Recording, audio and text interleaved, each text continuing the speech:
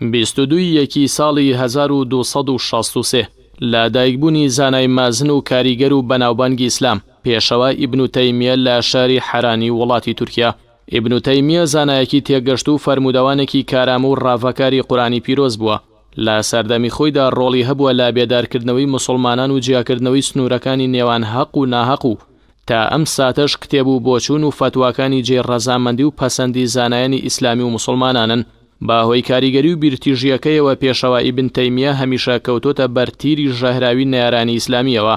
پێشەوە ئیبن تەیمیە ماوەی زۆری تەمەنی لە بیرێکدا زیندانی کراوە. زۆربەی زۆری بۆچوونەکانی خۆی با قوتابیەکانی گوتووە و ئەوانیش نووسیویانەتەوە و بڵاویان کردوتەوە. ئیبن تەیمیە خاوەن 71 دانراوی بەپێز و کاریگەر و گەورن. 22 ساڵی 1946 دامەزراندنی کۆماری کوردستان لە شاری مەهابەد و بە سەرۆکایەتی سەرکردە و خەباتکاری گەورەی کورد پێشەوە قازی محەممەد و هەڵکردنی ئاڵای کوردستان لە سەر هەموو فەرمانگە و شوێنە گشتیەکانی کۆماردا. کۆماری کوردستان بە یەکەم ئەزموونی حکومڕانی خۆماڵی کوردی دادەنرێت. لە ماوەی 11 مانگی کۆمارەکەدا کوردستان لە ڕووی ئابووری و سیاسی و کۆمەڵایەتی و ڕۆشنبیریەوە بەرەو پێشچوونێکی زۆری بە خۆیەوە بینی. دیاردەی نەخوێندەواری و دزی و ڕاوڕوت و جاشایەتی لە کۆمارەکەدا بنبڕکران. چەندان گۆڤار و ڕۆژنامە و سینەما لە مەهابەد دامەزران کە ڕۆڵی سەرەکیان بینی لە هۆشیارکردنەوەی جەماوەردا. یەکێتی ئافرەتانی دیموکراتی کوردستان لەلایەن خاتومینا خێزانی پێشەوە قازی محەممەدەوە دامەزرا بۆ ئاشناکردنی ژنانی کورد بە ماف و دەستکەوتەکانیان. پێشەوە قازی محەممەد زانا و سەرکردەیەکی بەڕەوشت بوو لە کۆمارەکەدا.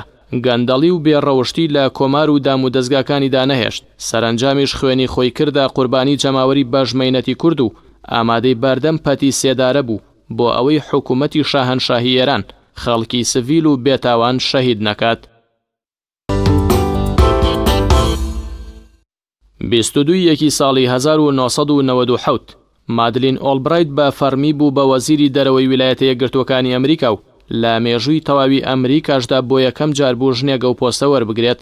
مادلین ئۆڵبرایت لە ئاشتەوایی نێوان یەکێتی و پارتیدا ڕۆڵی سەرەکی گێڕا بۆ کۆتایی هێنان بە شەڕ و ناکۆکی و گرفتەکانی نێوانیان.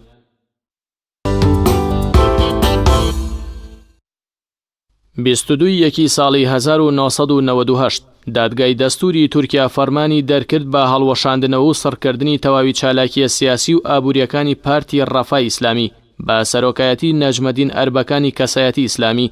ئەوەش بەهۆی کاریگەری و سەرکەوتنی ئەو حیزبە لە هەڵبژاردنەکانی ئەو وڵاتە لە هەڵبژاردنەکانی شارەوانی و پەرلەماندا.